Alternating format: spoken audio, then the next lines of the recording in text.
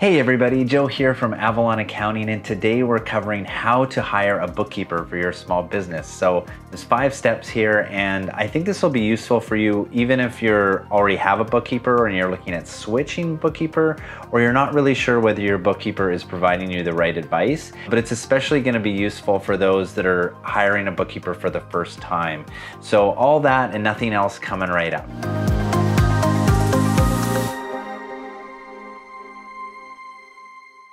All right, so step number 1 to hiring a new bookkeeper for your business is educating yourself. So the first thing you're gonna wanna do is just understand what bookkeeping is. Like, what are the things that a bookkeeper will do for your small business? And that helps you sort of draw a circle around what their responsibilities will be, and will help you when you go to hire one to really outline in detail what they're going to be doing for you. So the number 1 thing I think you'll find that they're going to do is reconcile your bank accounts and categorize all the revenue and expenses, all the transactions that go through your business. So that's kind of the main core piece of bookkeeping, but there can be other things that they'll do as well. So they may handle your accounts receivable. So they may do your invoicing and follow up on payment receipt, or they may do your payables. They may record your bills and then pay those on your behalf. So that's another thing that a bookkeeper might do. You may not need that when you're first starting out. You may want to hold on to your own invoicing,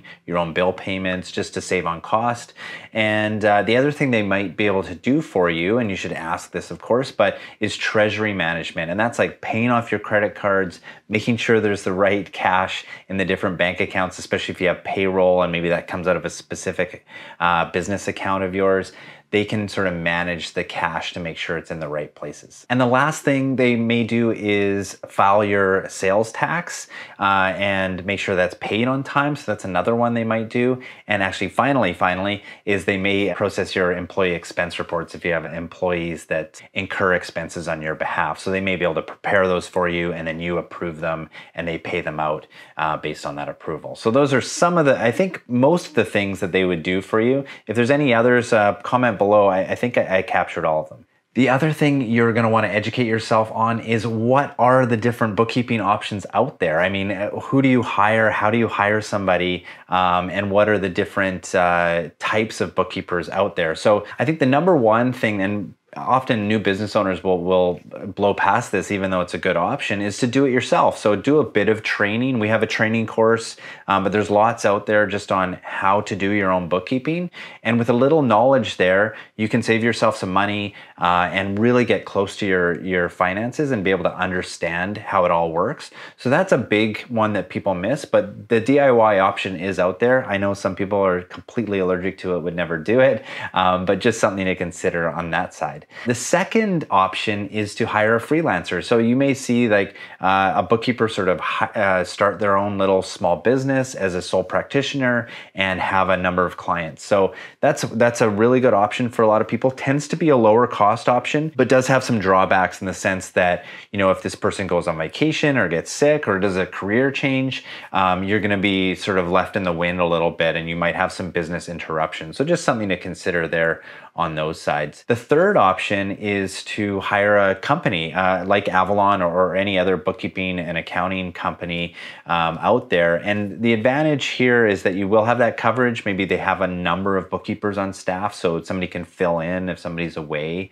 that kind of thing. They will probably have some sort of system of review. So the idea is that you would get maybe a little more accurate information. Not all the time, but that's kind of the goal of that review process, I'm sure. But the downside is that you're going to have probably an increased cost. So that all that sort of support and treating their employees the way and training them is going to come through on your bill, unfortunately, that you will be probably paying a little bit more than you would pay a freelancer. So that's option 3. And option 4 is hiring internally. And I don't recommend this for a lot of small businesses because it's one more person to manage and recruit for on your team, which can be difficult. You're still faced with all the turnover that you may have with like a freelancer option or any other employee for that matter. And it tends to not be an area of expertise for small business owners. So now they're kind of saddled with managing somebody that they don't really have a lot of knowledge on what they do. So that can be a really challenging situation. And I guess lastly, the cost can be a little much. So although you're hiring that person, you can kind of make sure they're busy enough. It still can be, an expensive option if you are taking somebody on full-time or even part-time. So those are the 4 options. I don't think there's a right option for anybody, but you kind of evaluate your risk tolerance and your budget and things like that, and kind of direct yourself when you're making that decision in one way or another. Now, the third thing you're going to want to educate yourself on is, where have other business owners gone wrong? And I don't think there's probably a lot of information out there, although we do get a lot of business owners reaching out, and this is a list of what they generally say to us. And actually, some of this is the reason why I started Avalon in the first place, is to avoid some of these big mishaps that business owners go through. So I'll go through those 4 right now. So the number 1 pitfall is my bookkeeper is ghosted me. Like, we see this actually quite a bit, and it tends to happen with the freelancer ones. And honestly, there are a lot of good ones out there. Of course, like, it can be a good option for a lot of people to have a freelancer, but we do see people reaching out and say, I've been completely ghosted by my bookkeeper. And my thinking of what actually happens here is, one, it could be that the bookkeeper sort of overloaded themselves. Maybe they weren't charging enough and had to take on too many clients, or they had too much project work and got overwhelmed. And what tends to happen is that they get so busy and so full of client work that they burn themselves out and end up doing a career change, or sometimes just having mental health issues that go alongside that overwork. And it's unfortunate. And I think what happens sometimes is that they just stop responding completely, and deadlines start getting missed and things. So that's the number 1 thing. And the way to avoid that, I think, is to really have an upfront conversation when you are considering hiring your bookkeeper about, what their workload is going to look like, how they're taking care of themselves, do they get to take vacation, all of the things that you would kind of expect any person to do. Have they built that into their business model, and what's going to happen with your services when they're away? The second thing we hear is that business owners will say, I'm not confident with my numbers. Maybe there's been some mistakes and they're not sure what's happening with their bookkeeping, or they haven't seen a report in a couple months and they're just not feeling confident. What I would recommend is, what you do when you are hiring your bookkeepers, really have clear guidelines on what you expect from them. When's the reporting come in? How is it going to be reviewed? All of those things. Just have a discussion up front about how you would avoid that, being unconfident with your numbers. Number 3 thing is, my bill is higher than expected, and with a lot of bookkeepers will charge an hourly, and that hourly is sort of based on the organization of and complication of the bookkeeping itself. So if things are really unorganized and they're having to follow up a lot of times, or the information's all over the place, or they're using an outdated piece of software, you may see the hours actually tick up and be much higher than anticipated. So you may see a bill that's higher than you were expecting. And the way to avoid this, I think, fixed-based pricing is one way to approach that, is to have that really upfront conversation about what needs to be done and what the process is going to be. And the service provider should be able to kind of give you a quote for what the monthly cost is going to be. And then, that may not always stick with it for years and years on end, but at least you'll have a conversation up front about, hey, we're going over our time here. It's more complicated than we expected. We need a new price going forward. And that's the advantage of fixed-price pricing, is you can kind of plan for the cost, and then when things change, then you adapt. All right, the 4th complaint that we get is that business owners will say their accountant bill has actually gone crazy. And this is sort of an indirect way of saying their bookkeeper maybe isn't getting the accountant the information that they need to do an efficient corporate year end. And the way to avoid this is to get recommendations. When you are hiring your bookkeeper in the first place, don't only get customer testimonials, get accountant testimonials. Do they work with other accountants, and do these other accountants recommend them as a bookkeeper? That is kind of a sneaky way that I don't think a lot of business owners think about to get kind of wrapped around the quality of bookkeeping they're going to get. So that's a really an interesting way to approach that and to avoid that mistake. The other, and kind of self-interested, and why I say the reason we started Avalon was there is this sort of back and forth between the bookkeeper and the business owner often gets caught in the middle. Both are charging hourly, both are doing what they do, and they're kind of pointing fingers at each other, which is what I saw a lot. And what I was trying to do with Avalon is have your bookkeeper and accountant on the same team. They're working together to get you an outcome. And so that may be a consideration for you on how to avoid this particular problem, is to hire a company that has it all in one place, and where the bookkeeper and accountant work together just to get you the information that you need and you've signed up for. All right, so that's step number one, is just educating yourself, getting a lay of the land, knowing what bookkeeping is. Step number two is to create a list of possible service providers. So go through all those, like when you've decided what type of service provider, get a list of recommendations, maybe from groups that you're in, or Facebook recommendation from your friends, or those kinds of things. It's a good place to do some Googling on who sort of matches with the criteria that you've set. And then go through kind of a few things. So number one would be location. Where are they located? Are they located near you? Do they work in a physical environment, or are they virtual? Like Avalon is a virtual firm. We can do our accounting and bookkeeping from pretty much anywhere. So the location won't be as required, but you kind of know that they work in a virtual environment. So that's number one. Number two is pricing. So see if you can get some pricing and how they charge. And like I said, it's not necessarily that you want the cheapest price.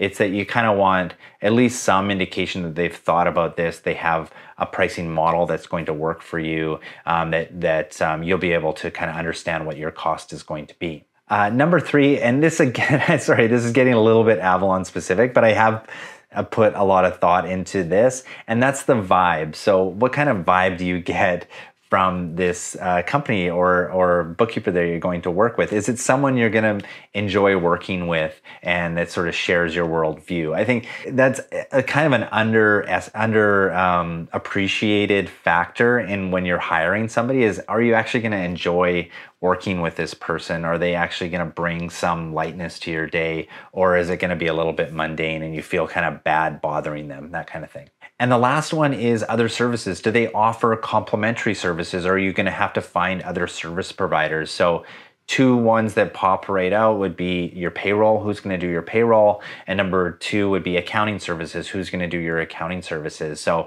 if they offer those services, sometimes it's good to have that all in one place. If not, just know that you're going to have to search for an accountant and maybe a payroll provider as well.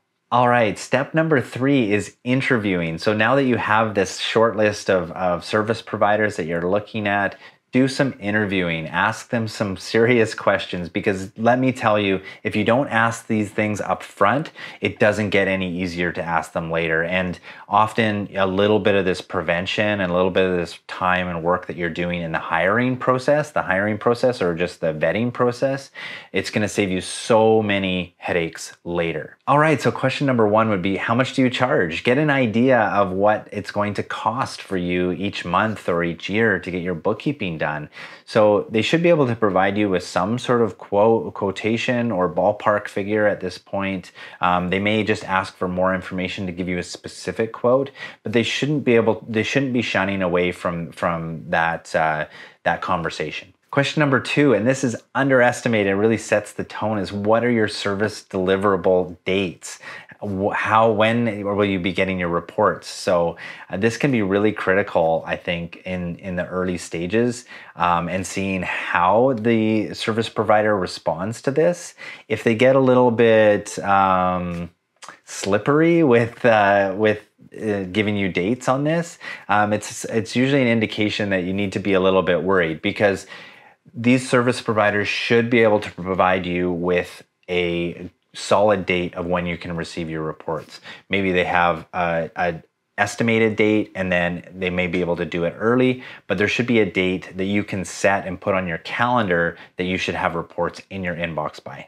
All right, I alluded to this before, but question number three is, what do you do with vacation, sick time, that kind of thing? So this is a really telling one as well. Has the service provider thought about this? Do they take vacations? What happens when they take a vacation? What happens if they get sick? There's this business interruption that you need to be really concerned about as a business owner. If you have tax deadlines or GST or payroll or whatever you're having your bookkeeper do, what happens if they get sick? So you need to be really cautious of this, ask them up front, and see if they have a confident response for you. All right, number 4 is, what systems do you use? So are they using systems that are modern and efficient and won't cause you headaches? So the last thing you want is, oh, I couldn't get you the reports out this month because I had an issue with my desktop computer on the software update for Sage 50 or something. It's just something you don't want to have to deal with. There should be like very, very seamless processes in place, and the systems they use should help you be more efficient and sort of reduce your stress levels.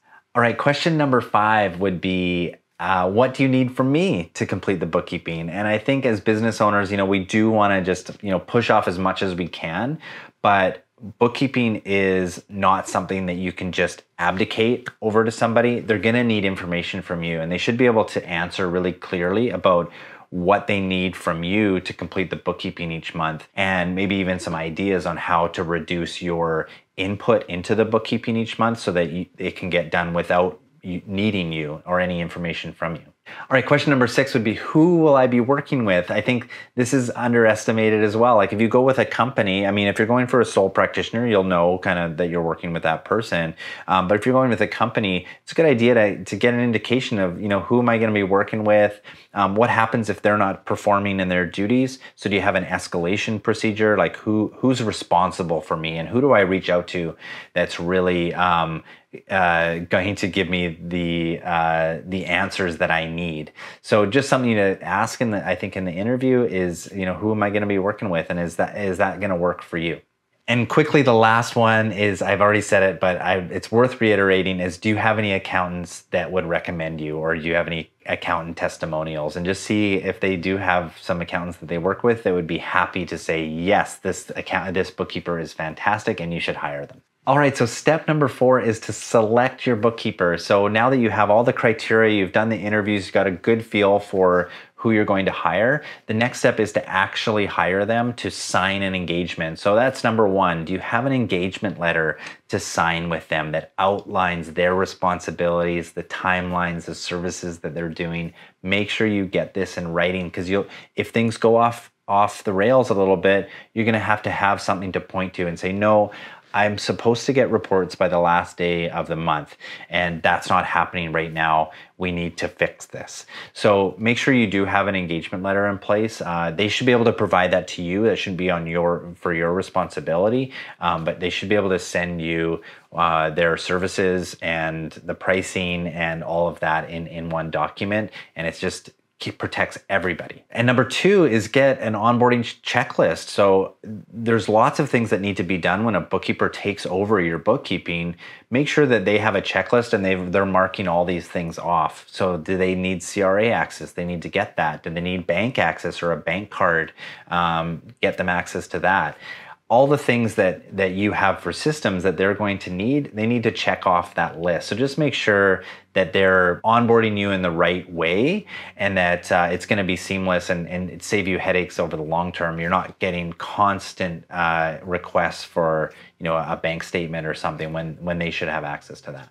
And the last is establish timelines. So when are you going to receive your first report? If there's catch-up bookkeeping to be done, when is that going to be done? Establish some timelines with the bookkeeper. Really sets the tone for the engagement long-term, and you will want to know when you're going to be receiving the first clean reports from this new bookkeeper. So just something to keep in mind. Establish some timelines. Even if they're not stuck to perfectly, I wouldn't, you don't have to blow up the world because they haven't met those timelines, but it does sort of set something on your calendar and say, okay, we're expecting something as of this date, because it's really easy to let these things go. And then 6 months, 8 months, 9 months goes down, and maybe nothing's been done, or only a little bit's been done, and now it's on the back burner. They don't think you care, so they're not doing it, and it can really rock the boat on the relationship. All right, so the fifth and final step is to monitor their performance. It's so key to not let this go. I think, again, like one of our things as business owners, we're very busy. There's lots of things to do. So we want to make this as simple as possible, this monitoring process, but it can't be overlooked, because if you kind of let it slide and it keeps sliding and it keeps sliding, you could have a bookkeeper that's not really focusing on you at all, and it can just fall off the rails completely. So the ways to do this, there's 4 kind of key points to this. Number 1 is set reminders for yourself. So those key dates that I mentioned before, put them in your calendar. You should have a report as of this date, and it could be a repeating last day of the month sort of reminder that comes up in your calendar. Hey, do I have my bookkeeping report this month? Number 2, dig deeper. So you want to get in there and look at those reports and see, does it make sense for you? So with a program like Xero, you can actually drill down into the office expenses and see which individual transactions are making up that balance. So dig a bit deeper, and that'll give you a lot of sort of understanding of what's going on behind the scenes and the quality of bookkeeping that's happening. Number 3 is ask questions. So this kind of gives them the sense that you are watching, you're interested in your financial information, and if anything's kind of looking funny, that you will be able to highlight that. So make sure you're asking questions, staying in touch, and kind of letting them know that you're watching here and that you're really interested in this financial information. And the last one is check in. So it's important to just check in once in a while and see how things are going from their end. I think with any employee or anybody that that's involved in your business, you're going to want to check in and see how things are going from their end, whether they need anything. I know it sounds a bit funny, but it does kind of show that you, again, are very interested in this, that you are monitoring the situation, and that they're not going to be able to kind of get away with putting you down the prioritization list. So just something there, I would say just check in even once a quarter or something, just say, hey, how are things going with the bookkeeping? Are you getting what you need? Can we make any improvements? What's your take on the relationship so far? So that's I think an overlooked one, kind of hard to do sometimes because I know we're busy, but it can be important and go a long way. All right, so that's it. I hope you got something out of this video, and if you did, please hit that like button. We love the support. Bookkeeping itself is just so important for a small business that I thought this was a worthwhile video to do, and hopefully you find a great bookkeeper that fits with your business. They're worth their weight in gold. Honestly, a good bookkeeper can save you so many headaches down the line. So be a little bit careful about hiring them. Make sure you get the right one for sure. And yeah, if you like videos like this, if this is useful to you, consider hitting the subscribe button if you haven't already. We really appreciate the support in this community. It's fantastic. And if you have any positive, negative experiences with bookkeepers, please feel free to shout them out below. Any way people can help sort of avoid some of the mishaps with hiring a bookkeeper, I'd love to hear about that. But also, if you have a bookkeeper that you love, show some love down below in the comments. I know there's lots of great bookkeepers out there, and love to share the good ones out there with everybody. So again, thanks so much for watching and all your support, and we'll see you on the next video. Cheers.